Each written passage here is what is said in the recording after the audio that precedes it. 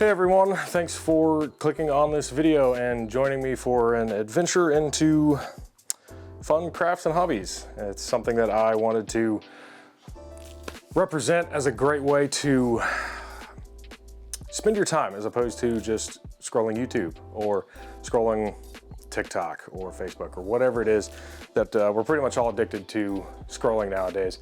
This specifically wood turning and all really arts and crafts hobbies are a great way to just relax, just sort of tune out of the world for a little bit, be able to use that creative artistic side that we all have in different forms. You may not want to or be able to do this form. Maybe you do music. My wife loves to do, well, music, but also pottery. You know, maybe that's your thing. You know, there's so many different ways to get that creative outlet, which is so important for mental health, for just attitude, for just relaxing at the end of a long day. So as opposed to, you know, just sitting and scrolling and doing all that, which the world wants you to do, I wanted to represent this. This is one of my main artistic outlets, although I enjoy playing music as well. But this is just a great way to actually do something with your time, with your hands, your creativity, and just see what you can bring to life. It forces you to learn a whole lot of different things. So I in my channel, I want to represent that. I want to support that for people. I want to help illuminate different ways to do that. So I'm going to be going into a few different ways to do that. But specifically just health, mental health. We focus on so many things that we can't attain or that we, you know, just long for that, you know, seem like they're so far out of the way, out of our grasp. But these kind of things aren't necessarily, you know, you can do this every day. You can spend your time focusing on this. And the more you focus on something this and actually achieving something with your time, you're gonna feel so much better about yourself. You're gonna feel so much better about your life, tomorrow, how you wake up tomorrow, what motivates you. Maybe you just live life in a dead-end job and things just don't seem like it's really worth living for. But anyone can do this. It may take some time to save up some money to afford these kind of things, but they're worthwhile investments. If for whatever reason I just decide to stop doing this, I can sell this machine for a pretty decent amount of money for what I paid for it. May have to sit on it for a little while, depending on what hobby you get into and how niche that hobby is. But these are great ways to spend your time and to learn and to grow your mind instead of just sort of wasting away on a couch or just in your bed or wherever you scroll or however you waste time. And you know, I waste time too, we all do. But I want to help support people. So I'm just going to sort of walk through this little hobby that I do of wood turning. As you can see, I've got a very messy shop. I do a lot of other wood projects too, which I'll be getting into in other videos later on. But this is not going to be a how-to video necessarily. There's tons and tons and tons of videos on how to actually wood turn. I'll be walking you through the gists of it, you know, just general idea of what you have to do. But if you're going to try and start doing it yourself, go check out some of those other how-to videos. So I'll have some of those linked in the description down below that I've watched to learn. I've been doing this for about 6 months now or so. And beyond just being able to, you know, focus on your mental health and stop scrolling, it's a great way to make gifts for people. I'm filming this just after Christmas, and I made pretty much every family member some type of, or a few different types of wood turned gifts. So that's a great way to do that without having to afford something that may be just unattainable for somebody that you love, but this is a great way to give them something that means a lot more than just money. It's your time, it's your art, it's your creativity. It's just gonna mean a lot more to that person. These things typically, like I hope to turn this into a bowl, this nice piece of cedar I have here. I hope to turn this into a nice bowl. Bowl technology hasn't really changed, you know, like, you know, phone tech or video games or computers or all stuff like that. That stuff changes every year, but this is never going to change. So hopefully, if you make a gift for somebody, they're going to keep it for hopefully their entire life, or until it breaks, whatever. But it's another way to do that, to share love, to share your creativity with other people. So let's get into it. As you can see, I've got this piece of cedar here. This was actually chopped down on my father-in-law's land, not far from where I'm at right now. I was able to turn this into some gifts for people, and this one was just sort of looked like the shape of a bowl, and I really wanted to see what I could turn it into, pun intended. So I'm going to show you the general steps of what I do to get it going, and yeah, I hope if you're interested, you get into turning yourself or get into some other kind of hobby. Even if you don't do turning or never see yourself turning, hopefully this video can at least give you some encouragement to spend your time doing something a little bit better. Scrolling, that time disappears instantly. Doing something like this, that time stays with you forever because you learned something. You actually grew because of it. And potentially the pieces of art that you make with it stay with you forever, or stay with your loved ones forever.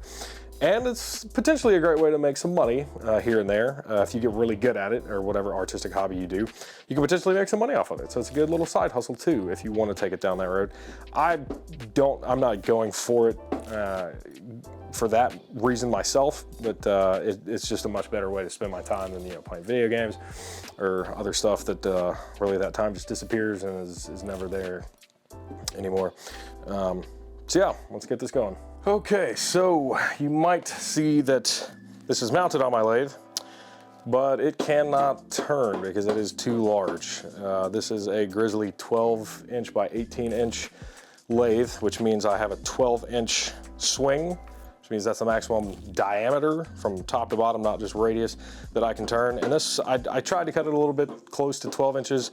Clearly I missed some of the corners, so I'm gonna trim those up here as easily as possible with this, being very careful. So yeah, you wanna make sure it fits on your lathe. And I do have the extension here, so it's technically longer than 18, but I'll probably rarely use that. It's more of just a what if I need it. So let's get some protective gear on, because this can be pretty dangerous.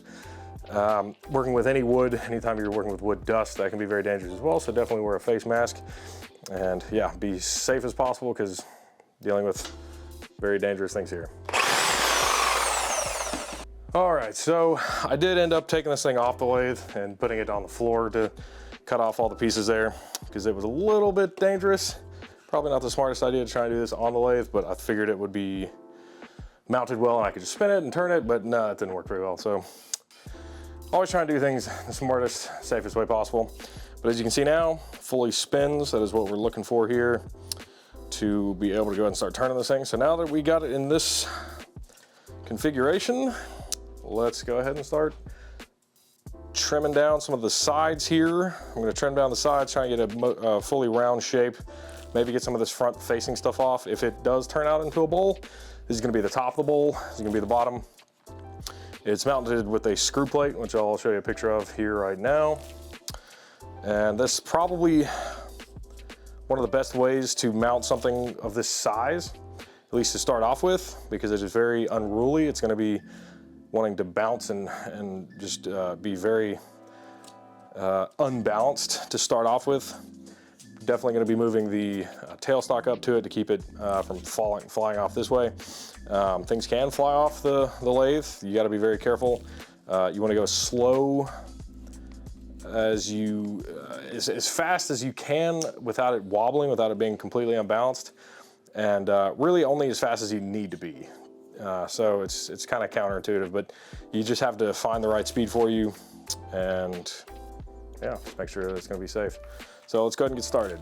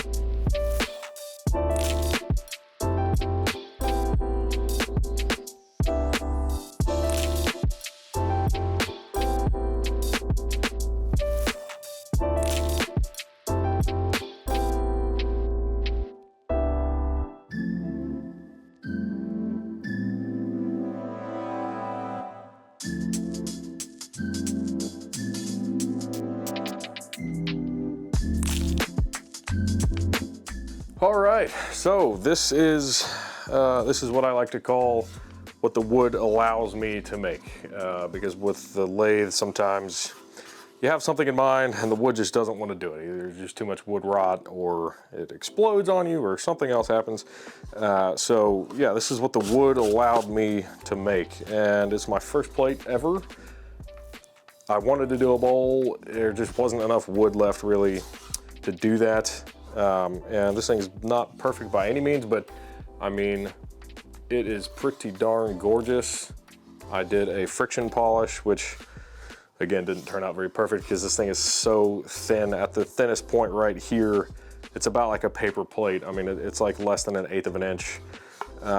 Just did a very rough measurement, but I mean, it is so thin. It was wobbling back and forth on the spindle. So I was lucky enough just to get this thing off the lathe. As you can see, it took a very long time to part off the tool.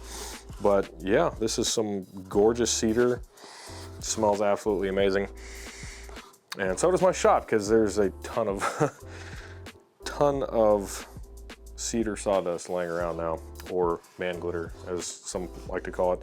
But this is what you can do with hobbies like this. You can just take something that was literally trash in some people's eyes, or firewood to some, like my father-in-law, and then turn it into something that, I mean, just looks absolutely beautiful. And if taken care of, this could last a lifetime. I mean, it'd be better if it was a little thicker. My next one will be better than this one for sure. And that's one thing about hobbies. You learn as you go and you get better over time. And yeah, it's a lot of fun. There's a better way to waste your time than doing other things. So I hope you try and find a hobby yourself. Spend your time doing something more productive and more healthy for your brain, your mental health. Yeah, thanks for watching.